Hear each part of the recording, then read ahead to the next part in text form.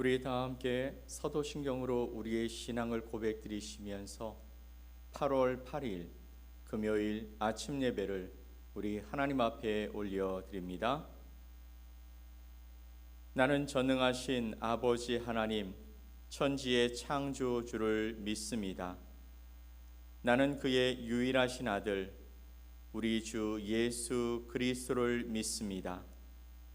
그는 성령으로 잉태되어 동정녀 마리아에게서 나시고 본디오 빌라도에게 고난을 받아 십자가에 못 박혀 죽으시고 장사된 지 사흘 만에 죽은 자 가운데서 다시 살아나셨으며 하늘에 오르시어 전능하신 아버지 하나님 우편에 앉아 계시다가 거기로부터 살아있는 자와 죽은 자를 심판하러 오십니다.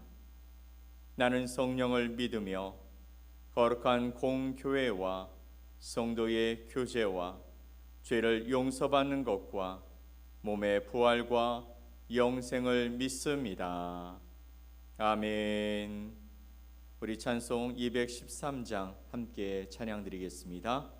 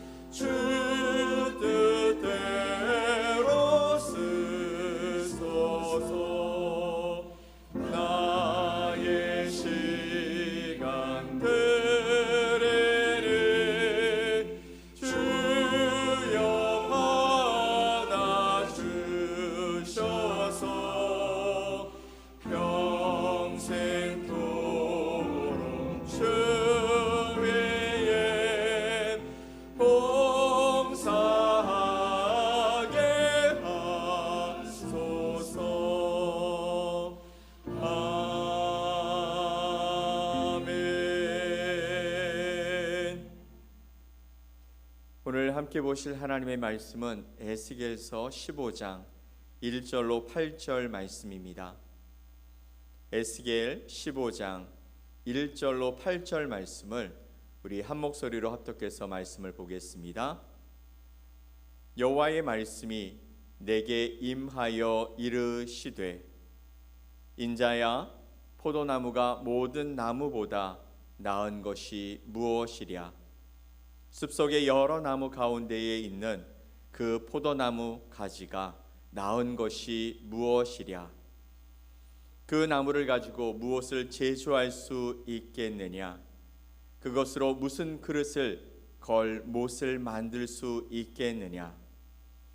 불에 던질 땔감이 될 뿐이라. 불이 그 두 끝을 사르고 그 가운데도 태웠으면 제조에 무슨 소용이 있겠느냐? 그것이 온전할 때에도 아무 제조에 합당하지 아니하였거든 하물며 불에 살라지고 탄 후에 어찌 제조에 합당하겠느냐? 그러므로 주 여호와께서 이같이 말씀하셨느니라. 내가 숲을 가운데 있는 포도나무를 불에 던질 땔감이 되게 한 것 같이 내가 예루살렘 주민도 그같이 할지라. 내가 그들을 대적한즉 그들이 그 불에서 나와도 불이 그들을 사르리니 내가 그들을 대적할 때에 내가 여호와인 줄 너희가 알리라. 내가 그 땅을 황폐하게 하리니 이는 그들이 범법함이니라. 나 주 여호와의 말이니라 하시니라. 아멘. 오늘 에스겔서 15장 말씀을 통해 나는 무엇으로 쓰임 받는가 라는 제목으로 여러분과 하나님의 말씀을 함께 나누겠습니다. 사랑하는 성도 여러분, 오늘 하루를 시작하는 이 아침에 하나님의 말씀 앞에 함께 서게 하시니 정말 감사합니다. 우리는 모두 이 세상에서 가치 있고 쓸모 있는 존재가 되기를 원하며 살아갑니다. 무엇인가에 기여하고 또 어떤 사람에겐가 필요한 사람으로 인정받을 때 우리는 비로소 보람을 느끼게 되는 것이죠. 그런데 오늘 하나님께서는 에스겔 선지자를 통해 우리에게 아주 독특한 질문을 던져주고 계십니다. 바로 포도나무는 무엇의 가치가 있느냐 하는 질문이시죠. 여러분, 포도나무 하면 무엇이 떠오르십니까? 기본적으로 탐스럽게 열린 포도송이가 보여지실 것이고요. 또 향기로운 포도주가 생각나시는 분도 있으실 것입니다. 그런데 하나님은 열매가 아닌 포도나무의 제목, 즉 나무 자체에 대해 묻고 계시고 있습니다. 1절로 3절 말씀을 함께 읽어볼까요? 여호와의 말씀이 내게 임하여 이르시되 인자야, 포도나무가 모든 나무보다 나은 것이 무엇이랴? 숲속의 여러 나무 가운데에 있는 그 포도나무 가지가 나은 것이 무엇이랴? 그 나무를 가지고 무엇을 제조할 수 있겠느냐? 그것으로 무슨 그릇을 걸 못을 만들 수 있겠느냐? 아멘. 하나님의 질문에는 분명한 의도가 담겨 있습니다. 포도나무 목재로 무엇을 할 수 있겠느냐라고 묻고 계시는 것이죠. 가구를 만들 수 있냐? 아니면 튼튼한 기둥을 쓸 수 있냐? 하다못해 벽에 박아 물건을 거는 작은 못이라도 만들 수 있냐라고 묻고 계시는 것입니다. 대답은 어떻습니까? 아니요 라는 것이죠. 포도나무는 목재로서는 아무 것에도 쓸모가 없습니다. 오늘 우리는 이 포도나무 비유를 통해서 하나님께서 찾으시는 우리의 참된 가치와 존재의 목적이 무엇인지 함께 생각해 보는 이 아침이 되어지기를 간절히 소망합니다. 자, 그러면 포도나무에게 우리가 기대하는 그것의 가치는 도대체 뭘까요? 분명한 것은 포도나무에는 유일한 가치가 있죠. 무엇이냐면 바로 열매입니다. 하나님께서 포도나무를 다른 나무와 비교하시는 의도가 무엇일까 생각해 본다면 우리는 분명히 알 수 있는 것이죠. 여러분, 당시 레바논에는 백향목이라는 웅장하고 값비싼 목재도 있었습니다. 그것은 성전을 짓는데, 궁전을 짓는데 사용되어지는 아주 좋은 목재였죠. 또 이스라엘 땅에서는 가구나 건축에 쓰이는 단단한 상수리 나무나 또 소나무도 있었습니다. 그와 달리 포도나무는 목재로서는 연하고 또 뒤틀려 있으며 가늘어서 그 쓰임새가 아무런 가치를 발휘하지 못하는 그런 나무였다라는 것이죠. 세상에는 곱고 단단하여 집을 짓고 또 가구를 만드는 데 쓰이는 좋은 나무들이 많이 있습니다. 그러나 포도나무의 존재 목적은 처음부터 그것이 아니라는 데 있는 것이죠. 포도나무의 유일한 가치는 오직 열매를 맺는 데 있습니다. 나무 자체가 아니라 그 나무를 통해 생명의 수액을 공급받아서 풍성한 열매를 맺을 때 비로소 그 존재의 의미를 드러내는 나무, 그것이 바로 포도나무인 것입니다. 이것은 당시 이스라엘 백성들을 향하신 하나님의 말씀이었어요. 하나님께서는 수많은 민족 중에 이스라엘을 선택하신 것이 그들이 강하고 잘나서가 아니라고 성경을 통해 말씀해 주시고 있습니다. 만약에 이스라엘이 백향목처럼 또 상수리 나무처럼 소나무처럼 그렇게 목재로 가구로 그렇게 쓰일 수 있는 것이라면 그러면 자랑할 수도 있고 또 그들을 통해 하나님이 하실 놀라운 일들이 더 많았을지도 모르겠습니다. 그럼에도 불구하고 하나님은 약하고 연약한 그런 이스라엘을 선택하셨다라는 것이죠. 왜일까요? 바로 하나님의 영광을 드러내기 위해 믿음의 열매, 순종의 열매를 맺어서 세상에 하나님의 살아계심을 증거하며 그 열매 맺는 그 나무가 되기를 원하셨기 때문에, 그런 열매 맺는 백성이 되기를 원하셨기 때문에 연약한 자를 들어 하나님의 손에 잡으신 줄 믿으시기 바랍니다. 이 말씀은 오늘 우리에게도 동일하게 적용되어지는 말씀이죠. 하나님께서 저와 여러분을 부르신 목적이 무엇일까요? 우리의 세상적인 재능이나 또 능력, 또 사회적인 지위, 우리가 가지고 있는 무엇인가 그런 것 때문에 우리를 부르신 것이 아니라는 것이죠. 그것들은 포도나무의 재질과 같이 부차적인 것이라는 겁니다. 하나님이 보시는 우리의 참된 가치가 무엇일까요? 그것은 바로 예수 그리스도라는 참 포도나무에 붙어서 거기서 생명을 얻고 거기서 열매를 맺는 삶, 즉 성령의 열매를 맺음으로 말미암아 우리 안에 사랑과 희락과 화평과 오래 참음과 자비와 양성과 온유와 절제의 열매를 맺어가면서 세상 가운데 우리를 부르신 하나님의 영광을, 그 이름을 높이며 살아가는 아름다운 존재가 되어지시기에 우리를 만들어 가시는 하나님의 손길에 우리는 온전히 순종하며 나가야 할 줄 믿습니다. 이게 우리의 본연의 모습이라는 것이죠. 이게 하나님이 기뻐하시는 온전한 모습인 줄 믿으시기 바랍니다. 자, 그렇다면 목적을 잃어버린 포도나무의 운명은 어떤 것일까요? 여러분, 목적이 무엇입니까? 바로 열매였다라고 말씀하셨죠. 그 열매를 통해 그 포도나무를 가꾸시는 하나님을 기쁘시게 하는 삶을 살아가야 하는데, 그 목적을 잃어버린 포도나무라면 그의 운명은 어떻게 됐을까요? 바로 4절과 5절 말씀은 그 비참한 운명을 우리에게 보여줍니다. 함께 읽어볼까요?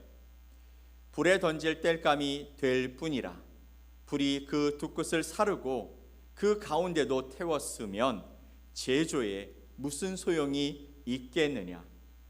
그것이 온전할 때에도 아무 제조에 합당하지 아니하였거든 하물며 불에 살라지고 탄 후에 어찌 제조에 합당하겠느냐?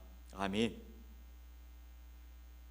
열매 맺지 못하는 포도나무는 땔감 외에는 아무 쓸모가 없다라는 것입니다. 불에 던져서 태워지는 것 외에는 다른 용도가 없습니다. 이것이 바로 당시 하나님의 언약을 저버리고 우상 숭배와 불순종으로 가득했던 이스라엘 백성들의 영적 실상의 모습이었던 것이죠.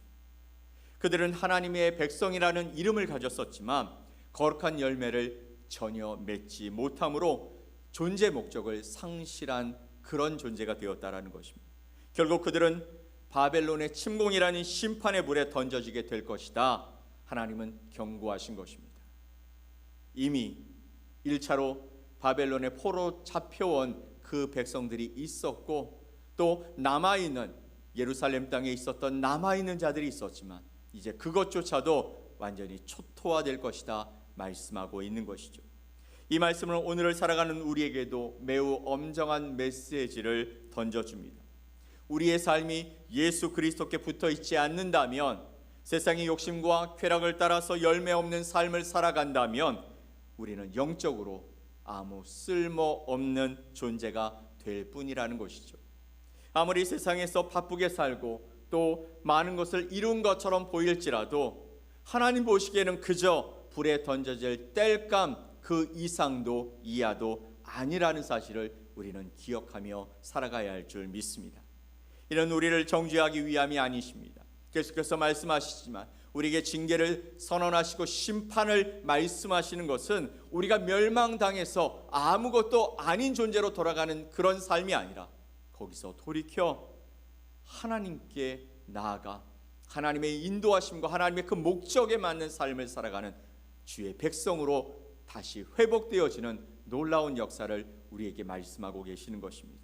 그러므로 다시 생명의 근원 되신 주님께로 돌아오라고 간청하시는 이 주님의 그 간절한 메시지를 우리가 받음으로 말미암아 우리의 심령이 다시 주님께로 돌아서는 은혜가 있기를 간절히 축원드립니다. 아멘. 자, 그러면 하나님께서 왜 이렇게까지 심판을 말씀하시는 것일까요? 그 이유가 7절 하반절에 기록되고 있습니다. 내가 그들을 대적할 때에 내가 여호와인 줄 너희가 알리라. 아멘. 하나님이 그렇게 심판하실 때에 우리는 어떻게 한다고요? 그가 하나님인 줄 알게 된다라고 말씀하고 있는 것이죠. 하나님의 궁극적인 목적은 단순히 벌을 주는 것이 아니라고 말씀드렸습니다. 심판이라는 고통을 통해서라도 당신이 누구인지 분명하게 보여주시고자 하시는 하나님의 의도가 있었던 것이죠.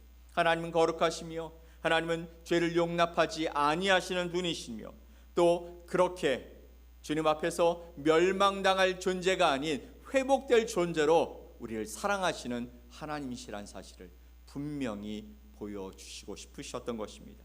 또한 언약에 신실하셔서 불순종의 결과에 대한 반드시 심판받아야 할 그런 존재임에도 불구하고 우리를 살리시는 주권자 되신 하나님이심을 우리에게 알게 하시고 세상 가운데 보여주시기 위해 하나님은 그렇게 심판의 자리에까지 내몰아가신다라고 말씀하고 있는 것입니다. 이스라엘 백성은 열매 맺는 삶을 통해 하나님의 영광을 드러내야 했지만 그 본연의 목적을 잃어버리고 실패합니다. 그러자 하나님은 그들의 실패와 심판을 통해서라도 당신의 거룩한 이름을 드러내신다라고 말씀하시죠. 오늘 우리의 삶도 마찬가지 아니겠습니까? 우리가 순종의 열매를 맺는 삶을 살 때 하나님의 영광이 우리를 통해 드러나는 것입니다.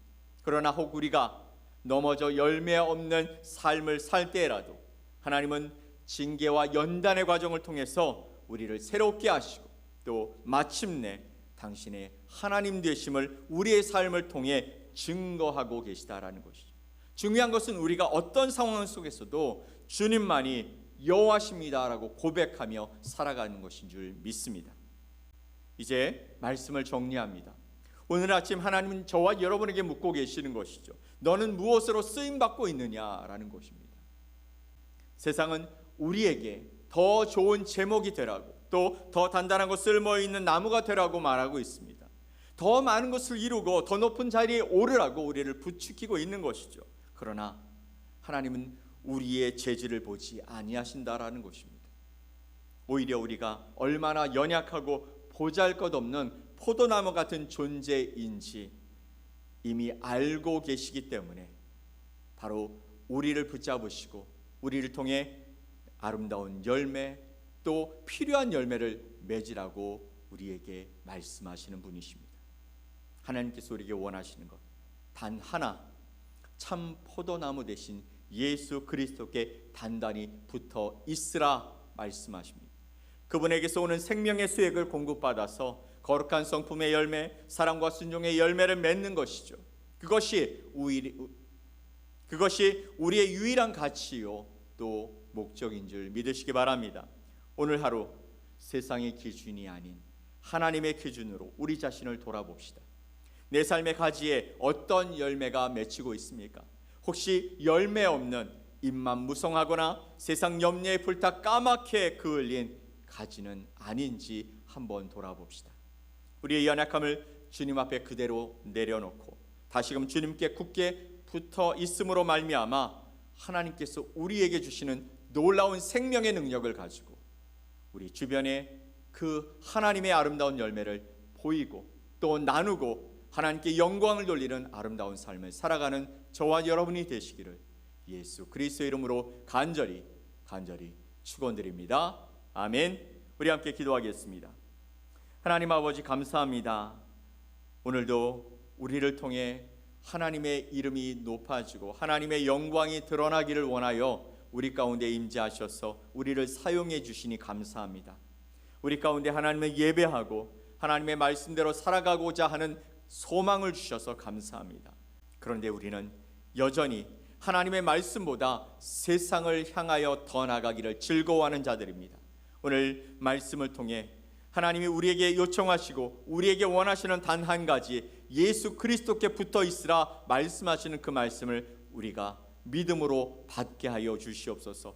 하나님의 말씀을 따라 살아가게 하여 주옵소서. 그래서 우리의 삶에서 하나님의 성품을 담는 아름다운 열매를 맺게 하시고 사랑과 또 섬김과 그래서 하나님께서 이 땅을 주의 그 은혜와 사랑으로 통치하시는 놀라운 역사가 우리를 통해 드러나는 아름다운 삶을 살아갈 수 있도록 도와주옵소서.